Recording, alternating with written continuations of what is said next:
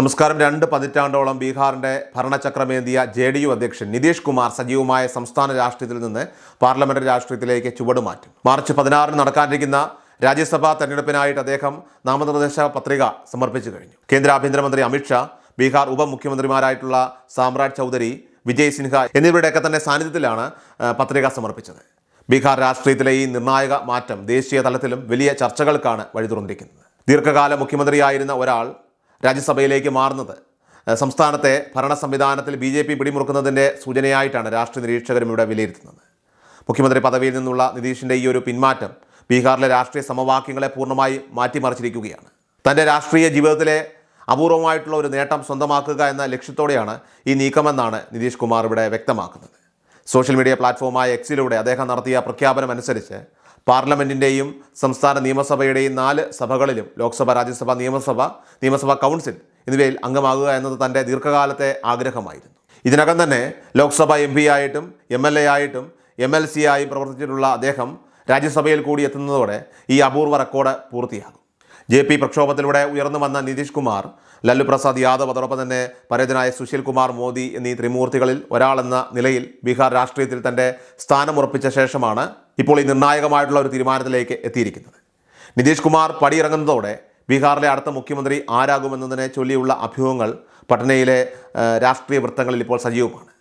നിലവിലെ സാഹചര്യത്തിൽ BJPയിൽ നിന്നുള്ള ഒരു നേതാവ് തന്നെ മുഖ്യമന്ത്രി പദത്തിലേക്ക് എത്താനാണ് കൂടുതലും സാധ്യത. ഉപമുഖ്യമന്ത്രിയും നിലവിലെ ബീഹാർ BJPയുടെ കരുത്തുറ്റ മുഖവുമായിട്ടുള്ള സാമ്രാജ് ചൗധരിയുടെ പേരിനാണ് കൂടുതൽ മുൻഗണന നൽകുന്നത്. കൂടാതെ കേന്ദ്ര ആഭ്യന്തര സഹമന്ത്രി നിത്യാനന്ദ റായി, ബീഹാർ BJP അധ്യക്ഷൻ ദിലീപ് കുമാർ ജയ്സ്വാൾ, MLA സഞ്ജീവ് ചൗരസി എന്നിവരും മുഖ്യമന്ത്രി സ്ഥാനത്തേക്കുള്ള പട്ടികയിലുണ്ട്. എന്നാൽ മുൻകാലങ്ങളിലെ പോലെ അപ്രതീക്ഷിതമായ ഒരു പേര് ഹൈക്കമാൻഡ് മുന്നോട്ട് വയ്ക്കാനുള്ള സാധ്യതയും തള്ളിക്കളയാനാവില്ല. മുഖ്യമന്ത്രി പദത്തിനൊപ്പം നിർണായകമായ ആഭ്യന്തര വകുപ്പും BJP തന്നെ കൈവശം വയ്ക്കുമെന്നാണ് സൂചന. പുതിയ സർക്കാർ രൂപീകരണത്തിലെ മന്ത്രിസഭാ വിഭജനം അത് സംബന്ധിച്ച ഏകദേശ ധാരണകൾ ഇതിനോടകം തന്നെ ഇപ്പോൾ പുറത്തു വന്നിട്ടുണ്ട്. BJPക്ക് മുഖ്യമന്ത്രി പദത്തിനൊപ്പം തന്നെ 13 മന്ത്രിസ്ഥാനങ്ങൾ ലഭിക്കുമെന്നാണ് കരുതപ്പെടുന്നത്. അതേസമയം സഖ്യകക്ഷിയായിട്ടുള്ള JDUവിന് 2 ഉപമുഖ്യമന്ത്രി പദവികളും 14 മന്ത്രിസ്ഥാനങ്ങളും നൽകാനാണ് സാധ്യത. ഭരണത്തിൽ തുടർച്ച ഉറപ്പാക്കുന്നതിനായിട്ട് ആഭ്യന്തര വകുപ്പ് മുഖ്യമന്ത്രിയുടെ നേരിട്ടുള്ള നിയന്ത്രണത്തിൽ തന്നെ തുടരും.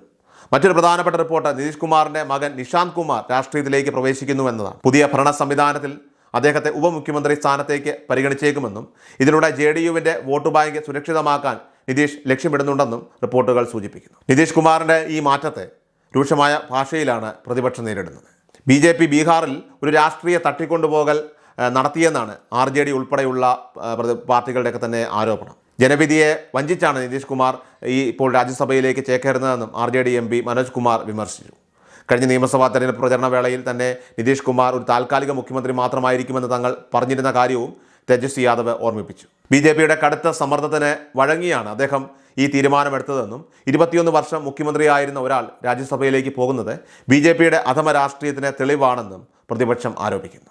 കഴിഞ്ഞ ഏതാനും മാസങ്ങളായി നിതീഷ് കുമാറിൻ്റെ ആരോഗ്യനില മോശമായതും ഈ തീരുമാനത്തെ സ്വാധീനിച്ചിട്ടുണ്ട് എന്നാണ് അദ്ദേഹത്തോടടുത്ത വൃത്തങ്ങൾ തന്നെ നൽകുന്ന വിവരം. എന്നാൽ ഈ ആരോഗ്യ പ്രശ്നങ്ങൾ കേവലം പുകമറ മാത്രമാണെന്നും BJP തയ്യാറാക്കിയ തിരക്കഥയുടെ ഭാഗമാണ് ഈ മാറ്റമെന്നും രാഷ്ട്രീയ എതിരാളികളും ആരോപിക്കുന്നു. രാജ്യസഭയിലേക്ക് പോയാലും ദേശീയ രാഷ്ട്രീയത്തിൽ സജീവമായിട്ട് തുടരുമെന്നും വികസിത ബീഹാർ കെട്ടിപ്പടുക്കുന്നതിനുള്ള തൻ്റെ പോരാട്ടം തുടരുമെന്നും നിതീഷ് കുമാർ പത്രികാ സമർപ്പണത്തിന് ശേഷം വ്യക്തമാക്കി. പുതിയ സർക്കാരിന് എല്ലാവിധ പിന്തുണയും മാർഗനിർദ്ദേശങ്ങളും നൽകുമെന്നും അദ്ദേഹം ഉറപ്പു നൽകിയിട്ടുണ്ട്. ബീഹാറിൻ്റെ രാഷ്ട്രീയ ഭൂപ്രകൃതിയിൽ നിതീഷ് കാലഘട്ടത്തിന് ശേഷം BJPയുടെ പൂർണ്ണ ആധിപത്യം ഉറപ്പിക്കുന്ന ഒരു പുതിയ അധ്യായത്തിനാണ് ഇതോടെ ഇപ്പോൾ തുടക്കമാകുന്നത്.